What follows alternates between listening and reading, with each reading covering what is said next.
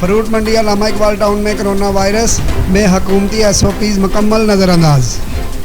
अवाम बेखौफ घूम रहे हैं, न मास्क न समाजी फासला। इंतज़ामिया खामोश तमाशाई बनी हुई है। हुकूमत को सख्त नोटिस लेना चाहिए।